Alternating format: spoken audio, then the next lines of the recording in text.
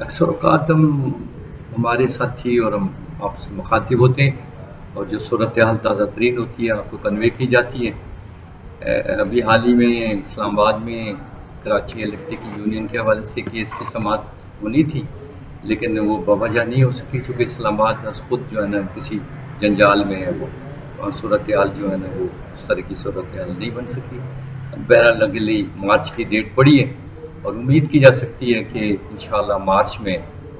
کیونکہ مارچ ہوگا کہ اچھی پوزیشن ہوگی جو بھی صورتحال ہوگی۔ حال ہی میں جو KEC کے اندر کراچی الیکٹرک کے اندر جو ایگریمنٹ وغیرہ ہوئے ہیں اس کی صورتحال آج تک جو ہے نا کلیئر نہیں ہو پائی ہے۔ ہونا یہ چاہیے تھا کہ انتظامیہ کی طرف سے بھی ایک واضح ایک ڈیٹیل آنی چاہیے تھی کہ جو چارٹ آف ڈیمانڈ تھی وہ کیا تھی، جو ایگریمنٹ ہوا وہ کیا ہوا ہے، لیکن بدقسمتی سے نہ چارٹ آف ڈیمانڈ جو تھی اس کی تشہیر ہو سکی ہے، نہ ایگریمنٹ کی تشہیر ہو سکی ہے۔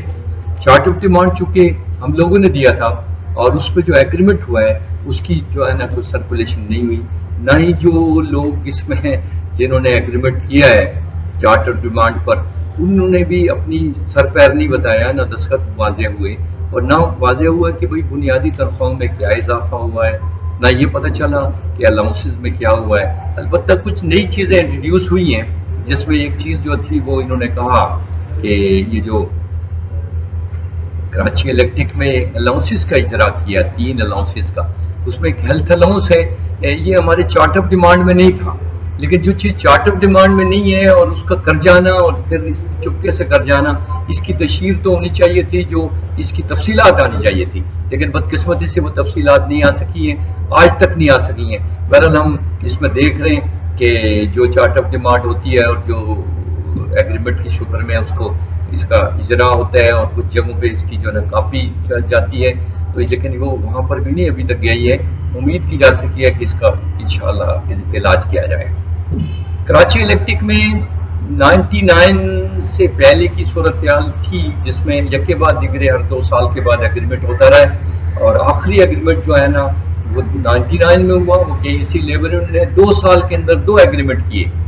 اور 2 سال کے اندر جو 2 ایگریمنٹ کیے اس میں ایک ایگریمنٹ جو 96 کا تھا اس میں 500 روپے بیسک پے میں اضافہ ہوا، اور پھر اسی طرح سے 99 کا جو ایگریمنٹ تھا اس میں 600 روپیہ کا بنیادی تنخواہ میں اضافہ ہوا، اس سے ریلیٹڈ جو گراس پے گریچوٹی بھی تھی، اس سے ریلیٹڈ الاؤنسز بھی تھے، اس سے الاؤنسز جو نان فنکشن ڈیمانڈ بھی تھی۔ اس طرح سے ہر 2 سال میں ایک رائٹ ملتا ہے لیگل چارٹ آف ڈیمانڈ کرنے کا، لیکن بدقسمتی سے وہ لیگل چارٹ آف ڈیمانڈ جو ہے نا 99 سے آن ورڈ نہیں ہو سکا۔ بدقسمتی یہاں سے بھی شروع ہوتی ہے، یہ مارشاء اللہ لگ گیا، اور لیکن اس وقت جو ریفرینڈم ہوا تھا اس 99 میں، اس میں KEC لیبر یونین جو تھی وہ ٹاور کے نشان کے ساتھ تھی اور اس نے لوز کیا تھا، اور وہ ریفرینڈم جو ہے نا وہ جیت نہیں سکے تھے، 218 ووٹوں سے ڈیموکریٹک مزدور یونین جو ہے وہ CBA بنی، وہ کچھ عرصے تک تو موجود رہی، لیکن اس کے بعد یہاں سیزیشن آ گیا ہم پر بھی اور وابڈا ہائیڈرو لیبر یونین میں بھی۔ تو یہ سیزیشن جو ہے نا وابڈا والے تو اس وجہ پہ وہ CBA تھے، یہ تو ڈیموکریٹک مزدور یونین CBA تھی، ان کا کوئی جوائنٹ وینچر ہونا چاہیے تھا، ان کو آگے جانا چاہیے تھا، کورٹ میں جانا چاہیے تھا، لیکن میں نے دیکھا کہ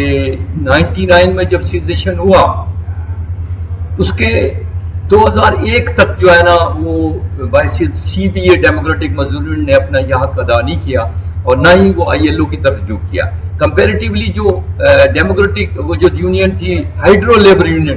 یعنی وابڈا والی یونین، وہ چلی گئی ILO میں، اور ILO میں انہوں نے اپنے کیس کی، خورشید صاحب نے اپنے کیس کی سماعت کی، اور اس کے نتیجے میں جو ہے نا 2001 میں وابڈا ہائیڈرو لیبر یونین بحال ہو گئی۔ ہمارے ادارے میں جب ہم نے دیکھا، ہم نے ان سے رجوع کیا کہ being a collective bargaining agent آپ کی ذمہ داری بنتی ہے کہ آپ جو ہے نا اپنی ذمہ داری پوری کریں، اور آپ چونکہ کیس کی صورت میں جو ہے نا پارٹیسپیٹ کریں، لیکن جب نہیں کیا تو KEC لیبر یونین نے اس کو اپنی ذمہ داری سمجھا، اور KEC لیبر یونین اس میں کورٹ میں چلی گئی۔ ML شہانی، موتی لال شہانی جو ایکس جو ہے نا وہ جج تھے ہائی کورٹ کے، ان کو ساتھ لے کے چلے گئے ہائی کورٹ میں، اور وہ پھر بدقسمتی سے ان کی ڈیتھ ہو گئی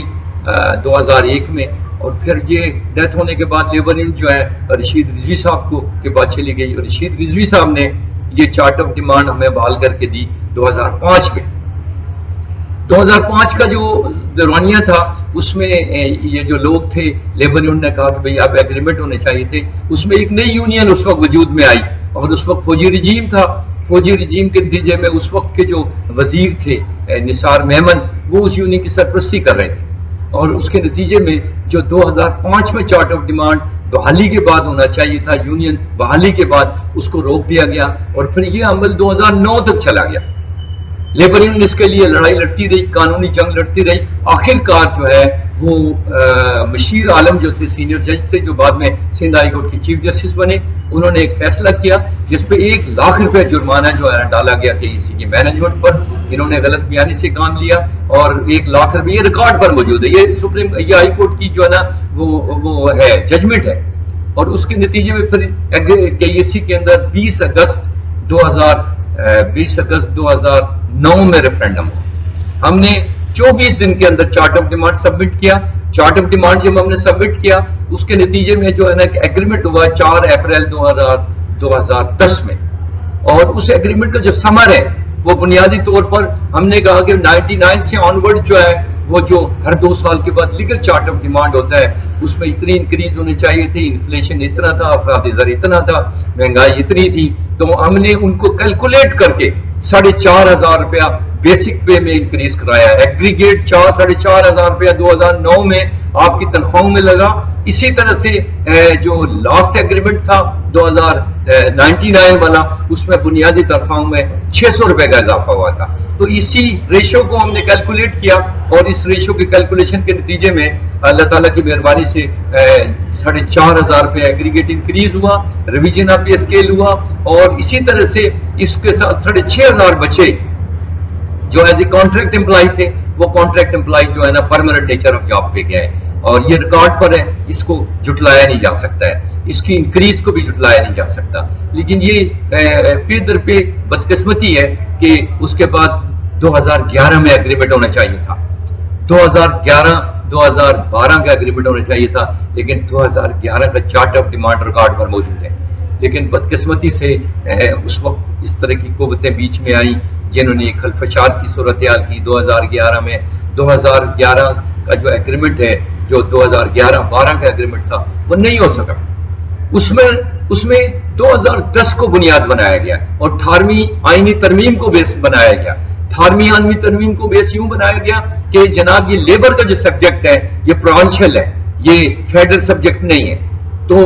اس پر ہمارا موقف یہ رہا کہ جناب رشید رضوی صاحب اس میں ایز اے لائر ہمارے ساتھ تھے. اس میں مخدوم علی خان جو اٹارنی جنرل بنے تھے بعد میں وہ ہمارے لائر تھے. انہوں نے ایک مقدمہ لڑا. ہمارے اپوزٹ جو ہے نا خالد انور تھے, پھر اسی طرح سے شاہد انور باجوہ تھے, اسی طرح سے خالد جاوید ہنڈی خان تھے. یہ ہمارے اپوزٹ لائر تھے جو مینجمنٹ نے کیے تھے. مینجمنٹ کا اس میں کراچی الیکٹرک کے مینجمنٹ کا اس میں موقف یہ تھا کہ 2010 جو ہے وہ جو 18ویں ترمیم ہوئی ہے اس میں پروونشل ہے لیبر کا سبجیکٹ, لیکن ہائی کورٹ سے لے کے سپریم کورٹ تک ہم نے یہ جنگ لڑی. 2014 میں رب نے مہربانی کیا اور ہم اس میں سرخرو ہوئے اور یہ ہائی کورٹ میں یہ جو اس وقت کے جو نا وہ سٹنگ جج تھے, 3 رکنی جج تھے, انہوں نے اس کو کلیئر کیا کہ یہ جو فیڈرل سبجیکٹ ہے اس کو جو ہے نا آپ پروونشل لیبر کے سبجیکٹ کو جو ملٹی پروونشل ہے اس کو جو ہے نا آپ پروونشل سبجیکٹ نہیں بتا سکتے ہیں. اس کو یہ مینجمنٹ چلی گئی ہائی کورٹ میں, سپریم کورٹ میں لیبر یونین بھی گئی اور ہمارے 2 وکیل تھے جس میں مخدوم علی خان تھے, رشید رضوی مرحوم تھے, اور انہوں نے اس پہ فائٹ کی IRA-12 کے حوالے سے جس پر آج بھی دروازہ کھلا ہوا ہے NIRC کا. NIRC کے وجود کو اگر کسی نے بچایا رب کی مہربانی سے تو KEC لیبر یونین کے یہ وکلا تھے بنام رشید رضوی صاحب اور بنام جو ہے مخدوم علی خان صاحب. جیسے اپوزٹ میں نے آپ کو بتایا کہ خالد جاوید ہنڈی خان تھے, خالد انور تھے جو پاکستان کے لیڈنگ لائر ہیں, شاہد انور باجوہ تھے جو یہ کہہ رہے تھے کہ یہ سبجیکٹ جو ہے یہ پروونشل ہے, یہ فیڈرل سبجیکٹ نہیں ہے. لیکن 2018 میں یہ ڈیسائیڈ ہوا کہ یہ سبجیکٹ اس وقت کے جو چیف منسٹر تھے, چیف جسٹس تھے ثاقب نثار, ان کے ساتھ سجاد علی شاہ بیٹھے ہوئے تھے, ان کے ساتھ ایک اور سٹنگ جج موجود تھے. 3 رکنی بینچ نے یہ ڈیسائیڈ کیا کہ یہ جو IRA-12 ہے یہ فیڈرل سبجیکٹ ہے، اور تمام جو اس طرح کے کیسز ہیں وہ رائٹ فرام 2011 سے جو انہوں نے سیز کر رکھے تھے وہ اس کو دوبارہ ریسٹور کر دیا گیا ہے۔ 2018 میں جب یہ ہم نے فتح مندی حاصل کی تو ہم نے کہا کہ بھئی اب ریفرینڈم ہونا چاہیے تھا، اور ریفرینڈم پھر 2019 میں ہوا۔ 2019 کا جو ریفرینڈم ہوا رب کی مہربانی سے اس میں بھی اللہ نے ہمیں سرخرو کیا، لیکن بدقسمتی سے یہ مینجمنٹ چلی گئی کہ یہ جو ہے یہ جو فیصلہ ہے یہ انلیگل ہے۔ پھر اس میں جو ہے نا نچلے لیول سے لے کر جو کراچی پریس کلب میں جو دیگا مشتی ہوئی وہ بھی ریکارڈ پر موجود ہے، وہ بھی انتظامیہ کے دلال جو ہے نا یہ بیچ میں آئے، انہوں نے یہاں اپنی صورتحال پیدا کی، جس کے نتیجے میں ایک خلفشار بنا، اور پھر کورٹ میٹر بنا، اور ہم جو ہے نا چارٹ آف ڈیمانڈ جو ہے وہ ہم نے دی ہوئی چارٹ آف ڈیمانڈ جو 2011 سے 2019 تک تھی، ہم اس کو جوائنٹ کر کے کرنا چاہ رہے تھے، لیکن اس کے راستے میں حائل ہوئے، اور رزلٹ یہ ہوا کہ ہم نے پھر اسٹرائک نوٹس دے دیا۔ وہ اسٹرائک نوٹس جو ہے وہ ہم نے یہ دیا، لیگل اسٹرائک نوٹس تھا، اس کے نتیجے میں یہ صورتحال پیدا ہوئی کہ وہ چارٹ آف ڈیمانڈ جو ہے نا وہ ہائی کورٹ میں لے گئے۔ ہائی کورٹ میں کون لے گیا اس کو؟ ہائی کورٹ میں اویس علی شاہ لے گیا جو مینجمنٹ کا وکیل ہے، اور اس میں پارٹی بنی جو آج جو ہے نا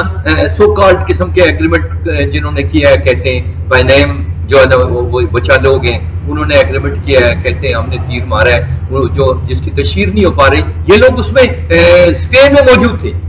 اور جو CP885 ہے 2022 CP885 2022 اس کا جو ہے نا آرڈر موجود ہے شفیع صدیقی، جسٹس شفیع صدیقی جو اس وقت بھی سندھ ہائی کورٹ کے ایک جج ہے، سینئر جج ہے، اس میں یہ بڑے کلیئر موجود ہے کہ جناب ایگریمنٹ نہیں ہو سکتا، نیگوسیشن نہیں ہو سکتی، بارگیننگ نہیں ہو سکتی CBA کی۔ پھر CBA اگر پتہ چلا کہ اس کا ٹائٹل چینج کر دیا گیا،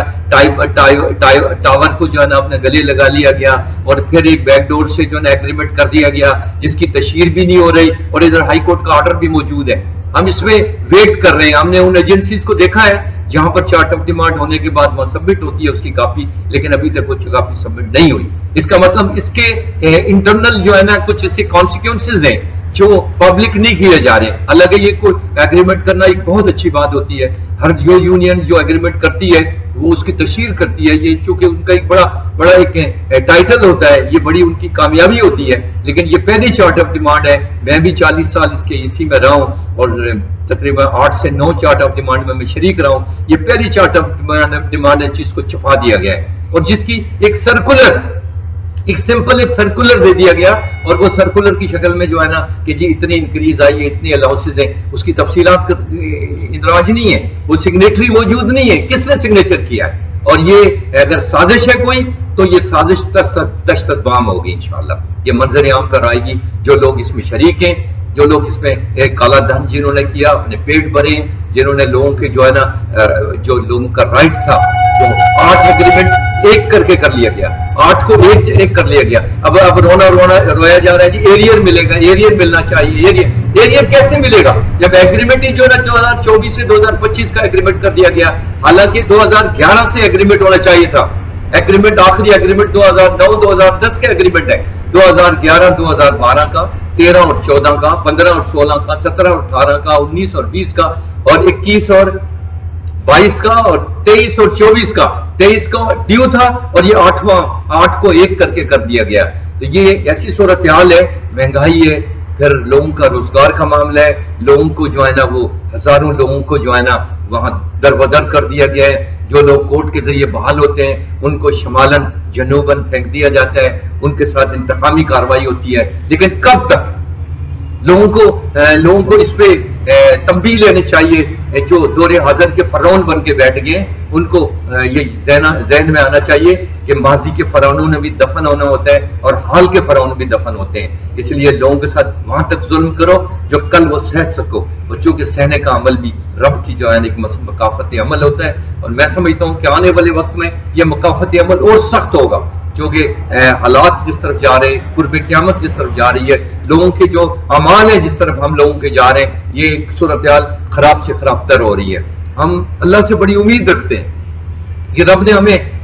ہمت دی ہوئی ہے کہ ہم اس بڑی کیفیت کا مقابلہ کریں۔ ہم کچھ مقابلہ نہیں کر سکے، بہت کمزور ہیں، لیکن اللہ تعالیٰ کی مہربانی سے اللہ نے ہمیں ہمت دی ہے، ہم کھڑے ہیں اور انشاءاللہ جب تک زندگی ہے ہم کھڑے رہیں گے۔ ساتھی اس میں مطمئن رہیں، یہ ڈر اور خوف کی فضا نہیں ہونی چاہیے۔ ڈرو اس سے جو کسی سے نہیں ڈرتا ہے، جو دنیا والوں سے ڈرتا ہے وہ سب سے ڈرتے رہتے ہیں۔ تو ایسے میں یہ جو چھوٹے چھوٹے لوگ ہیں جو نوکریاں پکی کر رہے ہیں، جو مخبری کر رہے ہیں، جو لوگوں کے لیے عذاب بنے ہوئے ہیں، جو کل جو ہے نا امپلائیسنس کے کوٹے میں بھرتی ہوئے،